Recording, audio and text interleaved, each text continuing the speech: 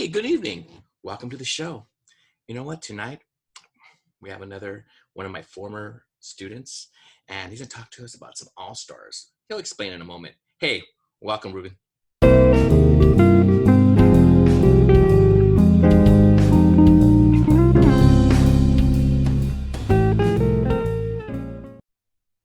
Thanks for having me. Oh, yeah. I mean, you and I have been talking about this for, I guess, maybe a couple of weeks, right? And at my school where I work, we have an after-school program, but I thought, hey, Ruben's been talking after-school program for years. Can you tell us a little bit about the All-Star after-school program and also what you do for the program? Yeah, absolutely. So I work for the After School All Stars Los Angeles. We were founded by Arnold Schwarzenegger. We were formerly known as Arnold's All Stars, and I'm going to go give some historical context. Sure. So he first started the inner city games in the mid '90s, and he wanted to have something more comprehensive for youth. And his baby was really Arnold's All Stars that launched in 2002. We're an independent 501c3 organization. We're one of 19 chapters across the nation. So we have a national network with Arnold. And prior to COVID, we were served 20,000 kids in just Los Angeles County and Lucerne Valley, because we do have a couple schools in San Bernardino. After School All Stars, we educate, enlighten, and inspire young people while providing exciting and dynamic opportunities for success, while cultivating self-esteem to help build healthier communities. We offer comprehensive youth development programs that embed social-emotional learning and really help build positive relationships. My position, I'm the director of data management. And what I particularly do is I report a lot of the accountability, compliance information that's reported to the state, the local government, and federal government. Now, Ruben, and maybe I should call you Tocayo. Híjole, no. Right? Keep it English only. English only, please. Okay, Jake. Quiet. It's my turn. Sorry, jeez. Now, Ruben, very fine name, as we were talking before, and I thought it was cool that you said that I subbed one time for my brother in high school, and that's a nice little thing right there to look at. The thing about right now, though, with your after-school program, how does it look during this present crisis?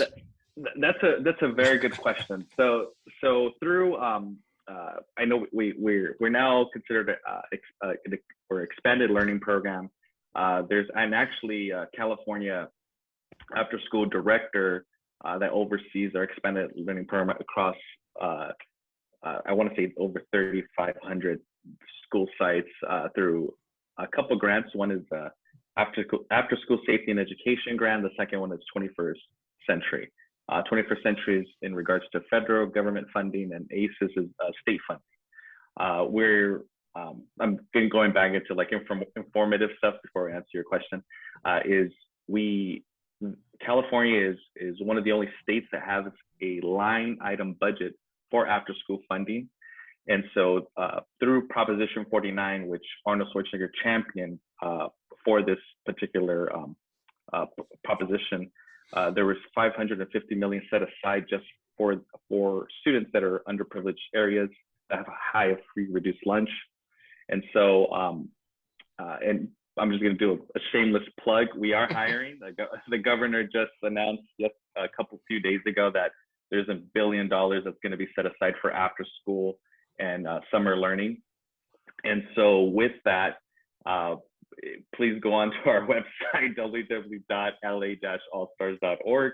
Under job opportunities, we are hiring part-time and full-time staff. Through COVID, what we happened March 13, 2020 was like our last day at site. And we immediately pivoted our programming. We went to virtual programs using Google Classroom. We themed out our days with Mindful Mondays, Dance Off Tuesdays, Workout Wednesdays. So we have thematic themes going on for our students from K through 12. And what we also did was we had our staff go on to our school sites and do grab and go distribution centers. We were the supporting staff out there. We really were looking at ways to how could we support our community? How could we support our students? Because we lost that, that face-to-face interaction. And I'm a big believer that our students really stay for our staff and because they know that they're invested in them. So that's kind of how we shifted for students that didn't have access to a computer or internet. We would have some packets for them so that students can come to the actual distribution sites and grab that. But a lot of times it's just really being that safety net liaison with the school and after school. So now, did you see though, like when you were with your staff, did they see that the kids seem a little bit having a tough time with it all? Or, I would assume that this after school program was something that got them excited to do something a little different, right? How was their demeanor? How was their, how are they doing?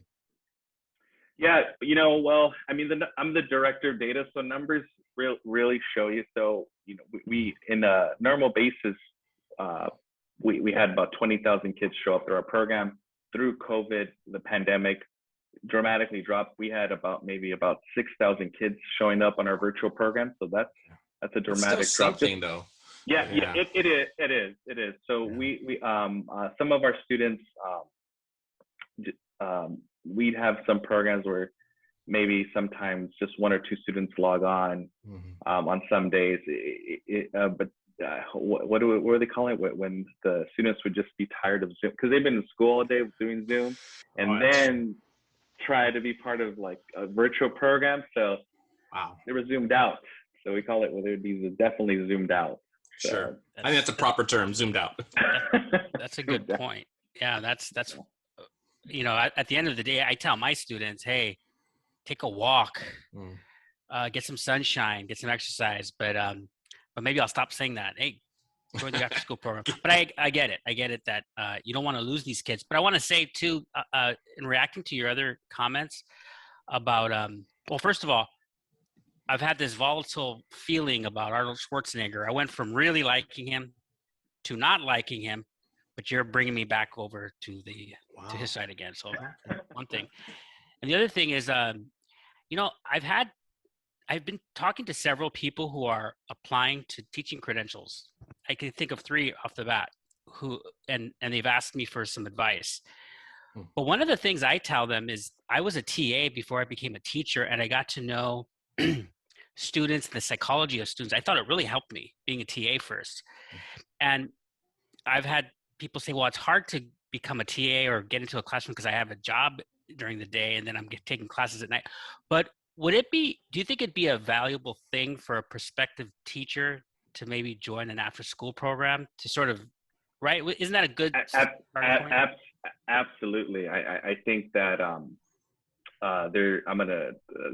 so we partnered up with the Urban Teacher Fellowship Program. I want to say back in, I'm going way back, maybe 2009, I want to say, and 2010. And so there was a premise of really having teachers that are from the community in the urban areas and teaching. And so this program was ran through a couple of not UCs, Cal State Dominguez Hills, I forget another Cal State, and through Cerritos College.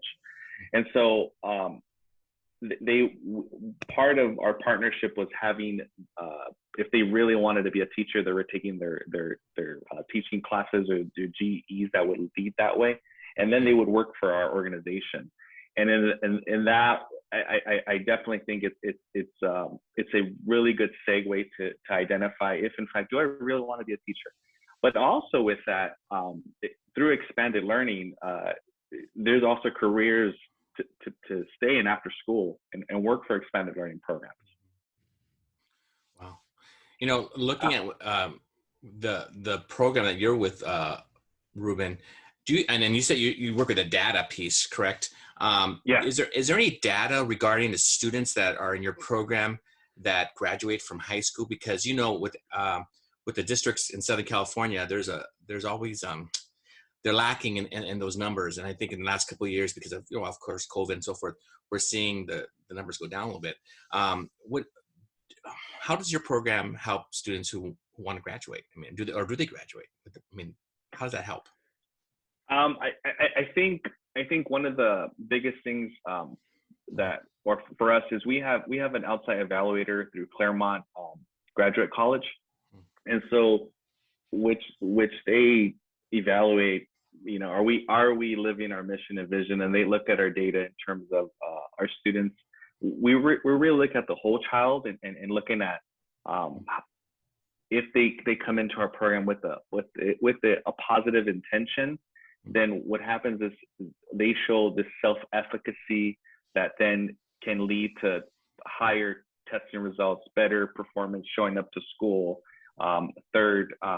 graduating. So I look at it as like we're part of the piece of the puzzle in terms of providing these enrichment and academic learning support for them. But at the same time, I think the students what they get from us is or in terms of the statistics or the facts is that the more reps or the more times they show up, 30 days or more in an expanded learning program, you just see more positive outcomes from them.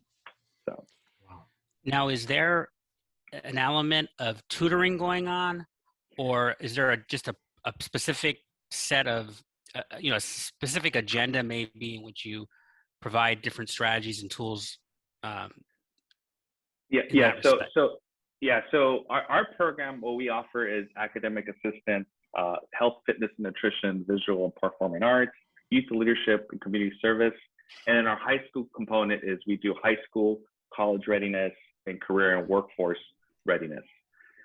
So those are the types of programs we offer, and it's in alignment with going back earlier with the when we talked about after school safety and education grant. Those are part of the assurances to ensure that we're in compliance with that grant and providing these opportunities for the students. Wow, I like it. Yeah, it's incredible that you said you've been doing this program for about 15 years. Is that what the number you said? I can't remember. So I've been with the organization it'll be my 15th year anniversary this coming year. I've been in expanded learning program since 2002, so almost 20 years next year. Oh, that's excellent. You know, my mother worked, she was a single mother, our mother, I should say.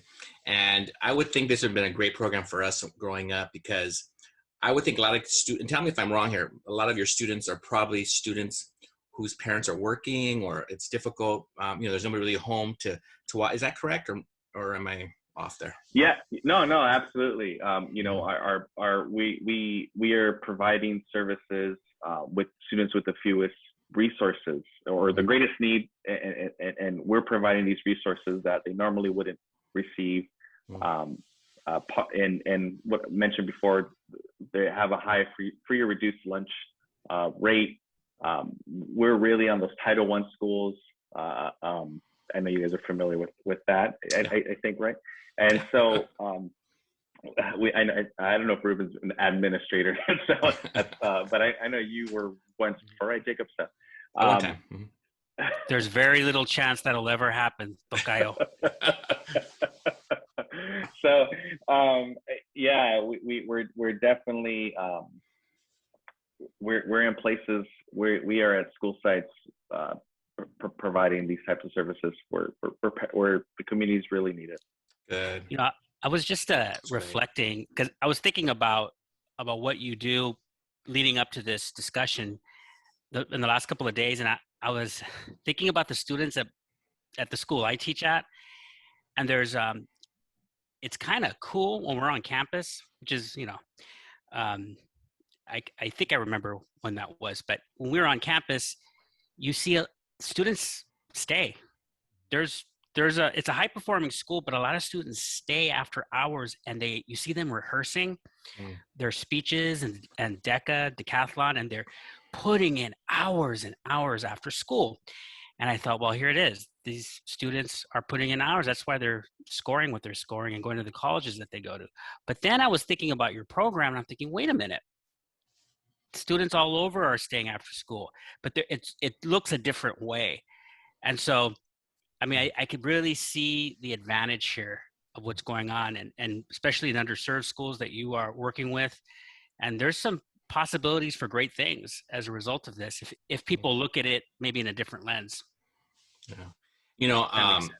yeah, no, totally. I mean, that, I mean, I was just thinking, Ruben, that you must get a lot of this is a job that gives a lot of gratification, right? I mean, you must have some stories. I mean, because I know we're talking about, sometimes you call you Ben. Where does that come from? I mean, I think you shared with me one time, and maybe we could let our audience know about that.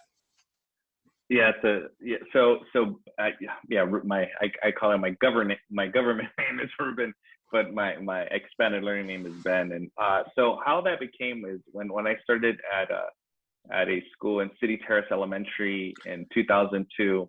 Know it, yeah. And so I was working for a district expanded learning program, and when I was there was a boy. His name was Bobby, and he was a student with special needs, and he could never remember my name, and he would always call me Ruby, Rubena, like it was 10 different names, and then one day he called me Ben, and I was like, oh, I like that one. Can we repeat that one tomorrow? And it just stuck, and so so really Ben I attribute it to Bobby for naming me that, and I just stuck with it. Do you like ever have students come back and say thank you for it, or they come and speak? Because you guys are called the All-Stars, and we'll talk about that in a second regarding people who've come and have been speakers for your program. But any kids come back and say, hey, this has been something wonderful for my life? Yeah, absolutely. I don't know if I could start sharing. I do have a student. I know there's a leading question in terms of some of a cool speaker, but yes, absolutely. We do have students that come back to come back, volunteer either or even work for our organization. So I oversee a data team, and three of the staff members that I'm mentoring or leading, and I'm the supervisor. They used to be students in our program. So they're invested just as much as I'm invested with that. Oh, that's great. That must feel good to know that they come back and able to be with you. And you're talking about mentors, though, Ruben. Who's been your mentor? There's like a laundry list of mentors. Good. I think the start of it, or the launch pad, was really at Elizabeth Learning Center. I honestly feel there was amazing individuals, amazing human beings, that you guys were teachers, but it was much more than that. It was about trying to give you like life experience. And at that moment, I'm so young, you're naive, you don't realize what's happening. But as you age, you're like, oh my goodness, like they like are taking time away from their family time, the sacrifices they're making, and they're staying past their contractual agreement and really want to make a difference with the community of Cudahy and students. So that's really nice. We recently had George Nanoski from ELC, and before that we had Osvaldo Gomez. And the only thing I was thinking when I was interviewing, when we were talking to those gentlemen, is I wish I had these guys in high school. The passion, the knowledge, the intensity. So, and they're funny guys too. But I noticed that you're a Packers fan, and I'm going to overlook that for a moment. We'll pretend that's not there. But I was thinking about this. I'm so concerned, especially about my ninth graders this year, who have just been staring at a screen and lost a year. I was thinking, man, your program is really going to be essential next year, because You're going to be the encouragement to pull away from the screen. Yeah. Don't go back home to play the video games and to Netflix. Let's get out here. Let's do some exercise. Let's do some activities, tutoring, anything but back to the screen. So I think what's going to happen is really important, what you guys are doing. Thank you. And Ruben, going back, looking at and just listening to you and listening to your program, I'm realizing that your program is the All Stars. I mean, it's not like an All Star team. It's like what you guys do is an All Star material, correct? That being said, though, can you tell me what's different between your program maybe than other after-school programs? And number two, if you can remember this, can you share with some people that have come and spoken? Because I know you and I have talked about it before. I go, wow, you had that person come? And just throw a couple names out there. Yeah, definitely. I think for us is culture is big, and we live and breathe. Our motto is educate, lie, inspire, and so that is it's funny because when I look at that and I look at our mission and what we do, I embody that not only with my work, but then I look at that, how am I doing that in my life? Like, so it's not what is it, like I turn it on, turn it off. It's a part of me, and being that I've been here for 15 years, I think that we're there's many other expanded learning programs, but what really I think for me what sets us apart is that we have a staff that part-time staff that stay up to maybe 2 to 3 years with our organization. This is normally a high attrition, so staff normally stays about a year in terms of expanding, because they are in college, they are trying to figure out what they're doing. Some of our lead staff will then go into teaching careers or may not. And second, some of our full-time staff we have staff that's been here for average about 6.5 years. So I have to say that I really think that we truly embody our mission and what we do, and we believe in it, and I feel that everybody wants to really make, and that sounds cliche, make that difference, and really want to help these students in these underprivileged communities. In terms of the speaker wise, yes, there is a lot, but I let me do three. There's three that really I think for me like embody us and who we are. I mean, the first is Arnold Schwarzenegger, a champion of after school. He definitely he's big on investing in our youth, and because they feel our youth will be able to take care of any future problems, and really giving them a segue not to be in any juvenile delinquency, risky behavior, and so that he's one of the cool people that I've gotten to meet. The second person is the late Kobe Bryant. He was our ambassador from I want to say 2007. I'm estimating that, so only for sure. like actually to about I want to say 20. I want to say I'm trying to think when he retired. About 20. I think 2017. Around there, yeah. 16, yeah. So what was great about working with Mr. Bryant, he had a foundation called the Kobe and Vanessa Bryant Foundation, and prior to the Olympics, when they were going to China, when USA team went to China, he wanted to, as part of our ambassador, he wanted to give a real life experience for our students, especially in our underprivileged youth. And so we teamed up with the UCLA Confucius Institute, where our high school students were learning Mandarin and calligraphy. And that was the real life experience they were experiencing here, but he wanted to take it to another level. And so you're not going to hear this like on the media, but no, I have never heard this. Yeah. And so he got a group of 20 students, high school kids, and he was able to send these students to a college out in China. And they we're out there for 2 weeks. So part of like a culminating event, or also learning Mandarin and calligraphy, they were able to learn the language, understand the culture, and I want to say we worked on the partnership for 4 to 5 years, and it was at no cost to these underprivileged parents, and that's just, for me, that was like, wow, like he is that, he doesn't have to do that, like that's just something like who he is, and he didn't want to, like, I don't want this leaked out, like I don't, I'm not gonna post this, but this is our foundation, and this is what I want to do for kids.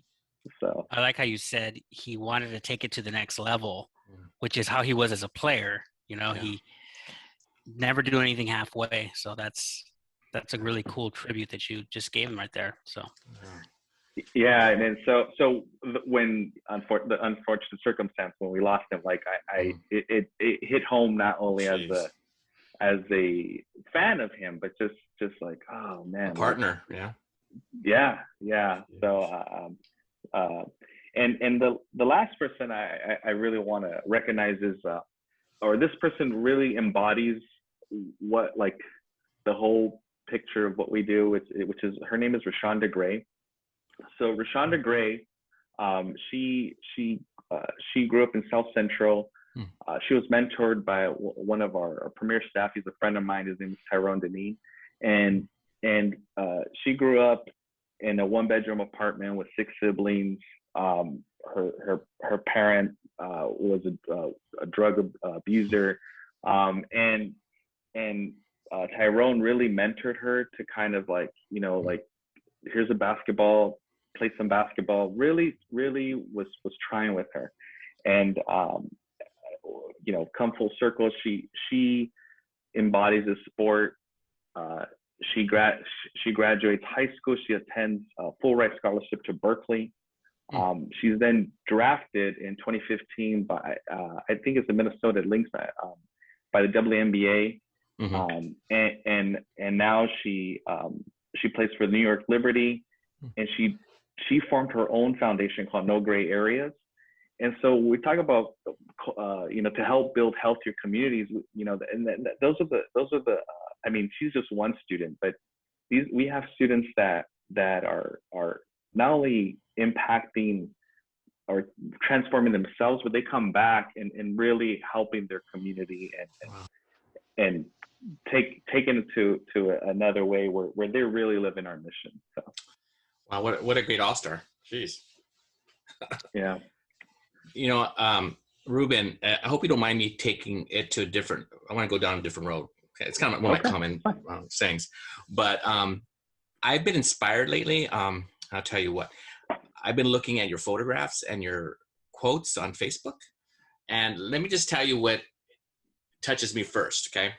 And it's the photographs. Now, first, are they your photographs, or you found those photographs somewhere else? They're my photographs. Those are your photographs? I thought they were, yeah. But I wasn't sure. But like, if they're his, there's some really beautiful pieces you have. and then, of course, you also have a quote, correct? Like an inspirational or just something that kind of, I think you link it to the photograph. So I have a couple of things. One is I want to thank you for that, because it's been fun to look at.